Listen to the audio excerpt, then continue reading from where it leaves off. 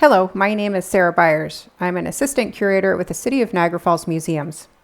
I'd like to begin our program with a land acknowledgement. The Niagara region of Ontario is located on the traditional shared territory of the Anishinaabe, Haudenosaunee, and Chinootan peoples. The Chinootan people have called these lands home for thousands of years, and more recently, the Anishinaabe and Haudenosaunee have been sharing the land as one dish, one spoon treaty territory. In this presentation, we'll look at some archaeological findings from the site of the Battleground Hotel. The hotel has since been restored and now operates as one of the City of Niagara Falls museums. The report that I'm presenting from is the year 2000 archaeological investigations at the Battleground Hotel, also known as Frelick's Tavern, at 6151 Lundy's Lane, Niagara Falls, Ontario. The report was prepared for the City of Niagara Falls by John Jupien, Heritage Resource Consultant, using findings from the Stage 1 to 3 archaeological assessment of the building site. The report also considers some findings from previous archaeological assessments. John's report was done in partial fulfillment of the wishes of Ruth Redmond, who left the site to the city for use as a battlefield park. The report helped determine next steps for the park and the former hotel and identified the structure as an integral part of the battlefield story. Here are some key points on what makes this a special site through an archaeological lens. The Battleground Hotel is an example of one of the first vendors of Canadian culture, having served visitors to the historical battlefield of Lundy's Lane. Local through international significance is given as a site of early heritage tourism for the newly emerging Canadian identity. The site tells a story of regular people doing regular things, when such history is rarely told.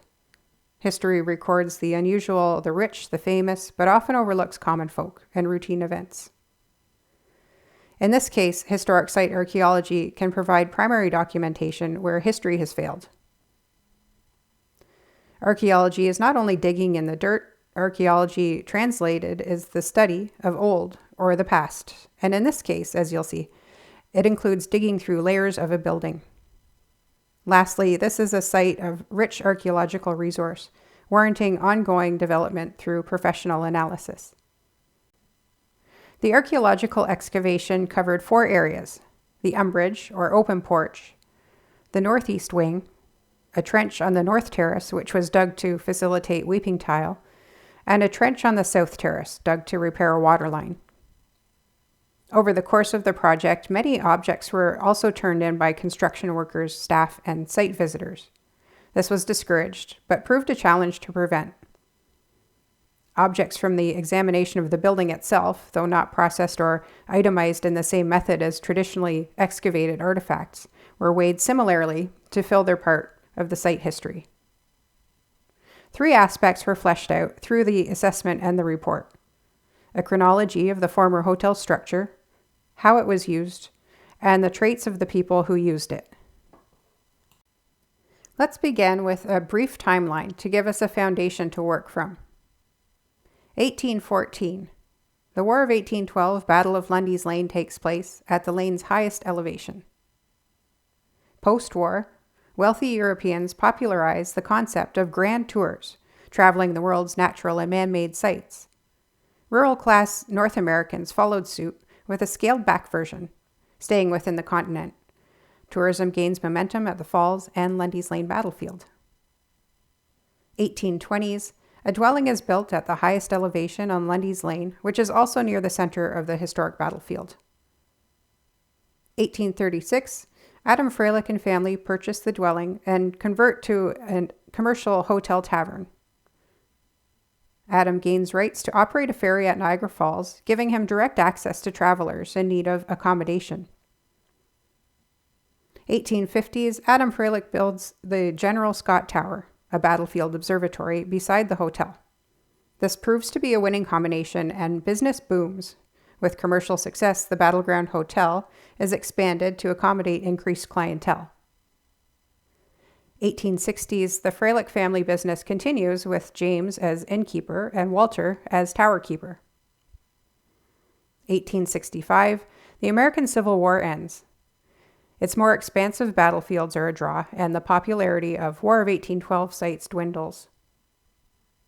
Late 1800s, the Kelsey family operates the former hotel as a tourist home, campground, and hack or taxi service. Lundy's Lane Observatory opens on the site of Frelick Tower, since fallen down, and operates until 1921. 1930s, the Ward family resides in the former hotel building, and paint is sold commercially from the Northwest Addition. 1980s, Ruth Redmond purchases properties on the battlefield, including the former hotel. The building is divided into apartments for rental. The livery is destroyed by fire. 1996, Ruth Redmond donates properties to the City of Niagara Falls. And this brings us up to the time of the site's examination and development through this plan. Surprisingly, little to no artifacts predating the hotel structure were found. Fragments of pressed metal are of note as they may prove to be military uniform components. However, further professional examination is needed to determine that. Part of battlefield tourism included scavenging for souvenirs. Local collectors acquired major private collections, tourists took what they could find, and observatories and museums actively sold artifacts. After 200 years, understandably, little of the battle remains. The chronology of the building finds that the structure was first built as a dwelling laid out in a T shape. The dwelling was soon converted into a hotel tavern, and major commercial expansion followed. Through the expansion, Greek temple style was adopted to create visual appeal. The entrance was opened into an umbrage, and a second floor was added, as well as additions on the northwest and northeast sides. The umbrage and northeast additions provided space for increased table service. Many more details were discovered, indeed too many to include in this presentation. For example, 2 original doors were recycled during opening of the porch, and 1 new door constructed to make 3. Original hearths used for heat were at some point supplemented by stoves, as indicated by stovepipe thimbles. When wood became scarce in the mid-19th century, conversion to coal heat became common. Objects were found that ultimately guided hardware and furnishing choices in the restoration, such as hinge types and pegs used to secure windows. The use of natural and lamplight may be indicated by many glass fragments found. One rabbit hole in the investigation led to the likely theory that the northwest and northeast additions may have originated from one pre-existing building that was recycled. Clues being matching structural dimensions, matching wallpaper found in both additions, and presence of a hearth foundation in the northeast addition that does not show signs of having been used in situ. There exists the remains of material from building construction only 27 feet to the north of the former hotel. This may have been the site of an outdoor cookhouse in the Frelick's Pennsylvania Dutch tradition, and that building may have supplied the structural components for the additions. It's also believed that the addition of a second floor at this time was facilitated by incorporating a neighboring structure with a peaked roof. Another exciting find was the outline of a pre-1850 bar, found when a cupboard was removed. The framework suggests a small enclosed cubicle-style bar with serving counter and shelves, and a gate that could lower and lock. This birdcage-style bar was more common to early country taverns in western New York State and New England. This feature was short-lived, however, as the major update and expansion had it covered and removed. Among many layers of period wallpaper, paint, ceiling, and floor finishes, one highlight was the discovery of the only known example of this particular style of wall paint sponging in Ontario. In fact, approximately 85% of the 19th century building fabric is believed to remain intact. This is the time period that was recommended for restoration and is what you see today when visiting the museum. The volume of archaeological materials found under the ground and under the floorboards point to the mid-19th century as the commercial peak of the hotel. It seems likely that when the Frelicks built their observatory next to the hotel, a boom in business was experienced. The combination of attraction and rest stop seems to have been a hit. The distribution of artifacts of human use at the Battleground Hotel indicate a high volume of activity in the Umbridge and Northeast Addition as places of drinking and dining, with the open Umbridge having been used seasonally. Primarily dining over drinking is shown by tea and dining artifacts greatly outnumbering drinking artifacts. One might think with the name tavern, there might be more evidence of drinking, but that's not so. Findings show a high volume of traditional female artifacts over male, with no evidence of segregation. For example, into a women's parlor and men's tap room, or women and escorts only, which may be surprising with this being a military-themed site and perceived as masculine. Women's fancy porcelain or glass buttons, sewing equipment, pins, and hairpins outnumbered men's plain buttons and pipes. Tools found were mainly from the construction period. Evidence of infants and children was found: marbles, buttons, a hairband, doll's head, a gaming piece, and even matching children's china. This indicates the presence of families. Not only does it appear that children were welcome, but also that they were entertained here. The accommodation of families indicates middle to lower class clientele, different from what might have been found at a higher end establishment such as the Pavilion Hotel, which tended to be more exclusive to adults. Clientele of the Battleground Hotel included travelers, as indicated by buttons from luggage.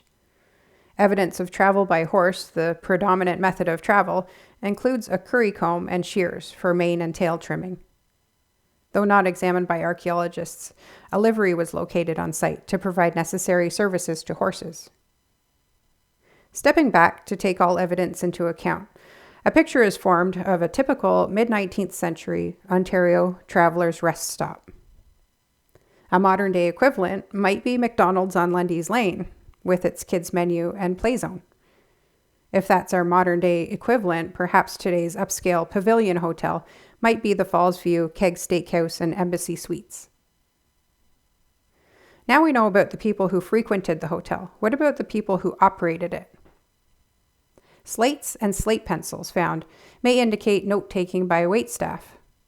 The use of notes to keep track of orders is not a new practice, but the materials have changed considerably. Slates allowed reuse of writing material to jot down orders. What was being ordered?